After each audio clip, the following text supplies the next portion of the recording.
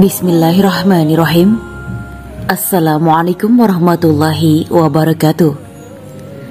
Alhamdulillahi wahda, wassalatu wassalamu ala rasulillah. Sahabat bidadari surga rahimakumullah.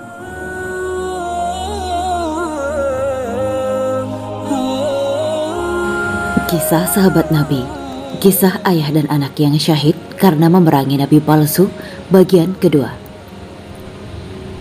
Ketika datang pula istrinya, sama seperti kepada ayahnya, Tufail berkata kepadanya, "Menjauh daripadaku, aku bukan suamimu lagi, dan engkau tidak pula istriku lagi." "Mengapa begitu, hai Tufail?" tanya istrinya heran. "Islam telah memisahkan aku dan engkau.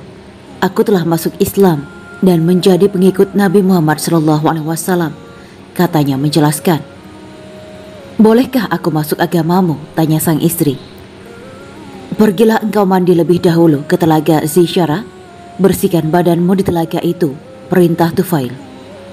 "Apakah engkau tidak takut kena tulah Zisyara?" tanya istrinya cemas.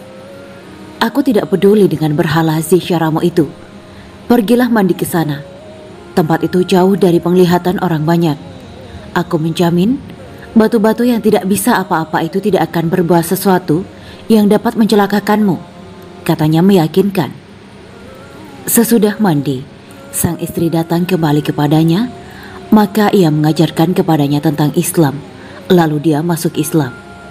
Kemudian Tufail mengajak seluruh kabilah Daus masuk Islam. Hanya saja, mereka tidak memenuhi ajakan Tufail kecuali Abu Hurairah. Dia memang paling cepat memenuhi panggilan Islam. Tufail kemudian datang menemui Rasulullah SAW di Mekah bersama-sama dengan Abu Hurairah. Rasulullah SAW bertanya, "Bagaimana perkembangan dakwahmu, hai Tufail?" "Hati kaumku masih tertutup dan sangat kafir. Sungguh seluruh kaumku, kabilah Daus masih sesat dan durhaka," jawab Tufail. Rasulullah SAW pergi mengambil wudhu, kemudian beliau sholat. Sesudah sholat beliau menadahkan kedua tangannya ke langit, lalu mendoa. Pada saat-saat itu Abu Hurairah merasa khawatir dan takut kalau Rasulullah mendoakan agar kabilah Daus celaka. Tetapi dikiranya doa Rasulullah mendoakan sebaliknya. "Allahumma hdi Dausan, Allahumma hdi Dausan, Allahumma hdi Dausan, wahai Allah, tunjukilah kabilah Dausi."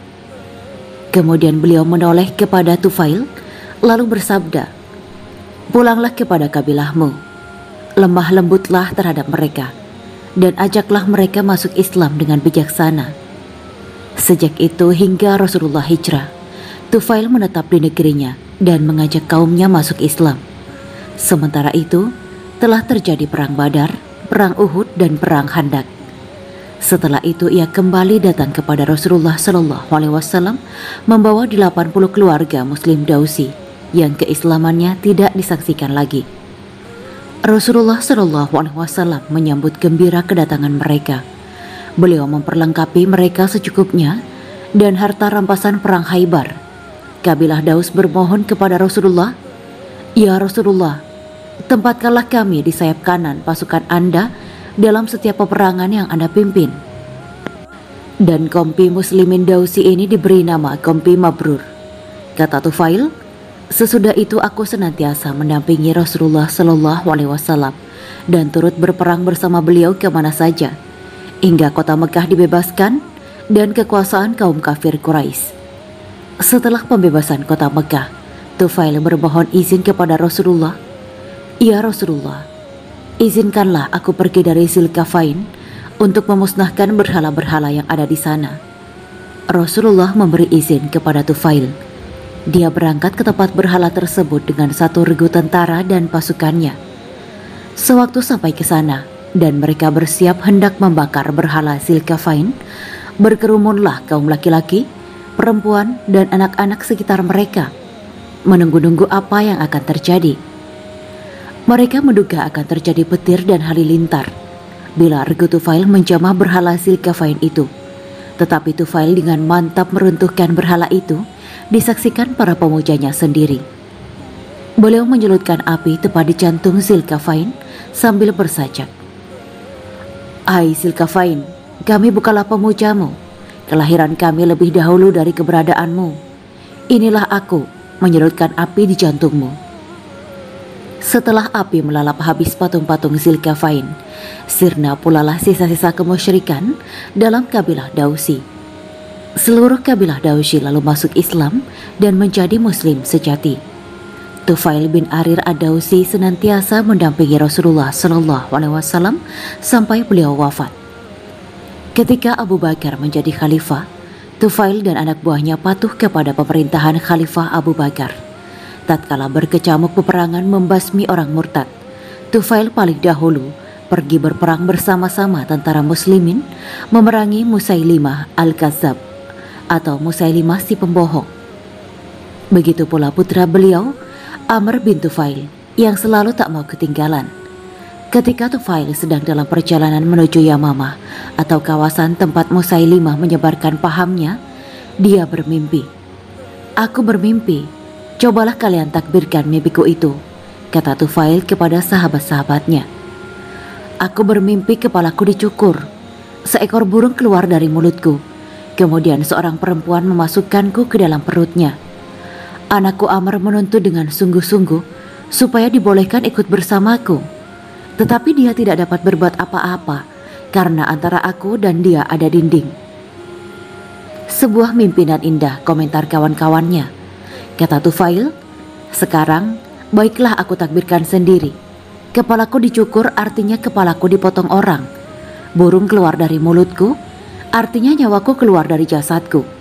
Seorang perempuan memasukkanku ke dalam perutnya, artinya tanah digali orang, lalu aku dikuburkan. Aku berharap semoga aku tewas sebagai syahid. Adapun tuntutan anakku, dia juga berharap supaya mati syahid seperti aku. Tetapi permintaannya dikabulkan kemudian. Dalam pertempuran memerangi pasukan Musailimah al-Kadzab di Yamamah, sahabat yang mulia ini Tufail ibnu Amr ad-Dausi mendapat cedera sehingga dia terbanting dan tewas di medan tempur. Putranya Amr meneruskan peperangan hingga tangan kanannya buntung. Setelah itu dia kembali ke Madinah meninggalkan tangannya sebelah dan jenazah bapaknya di medan tempur Yamamah. Tatkala Khalifah Umar bin Khattab memerintah, Amr bin Tufail, putra Tufail, pernah datang ke majelis khalifah. Ketika dia sedang berada di dalam majelis, makanan pun dihidangkan orang. Orang-orang yang duduk di dalam majelis mengajak Amr supaya turut makan bersama-sama. Tetapi Amr menolak dan menjauh. Mengapa? Tanya Khalifah. Barangkali engkau lebih senang makan belakangan. Mungkin engkau malu karena tanganmu itu. Betul, ya Amirul Mukminin, jawab Amr. Kata Khalifah, demi Allah, aku tidak akan memakan makanan ini sebelum ia kau sentuh dengan tanganmu yang buntung itu. Demi Allah, tidak seorang jua pun yang sebagian tubuhnya telah berada di surga, melainkan hanya engkau. Mimpi Tufail menjadi kenyataan semuanya. Tatkala terjadi perang Yarmuk, Amr bin Tufail turut pula berperang bersama-sama dengan tentara muslimin. Amr tewas dalam peperangan itu sebagai syuhada, seperti yang diharapkan sang ayah.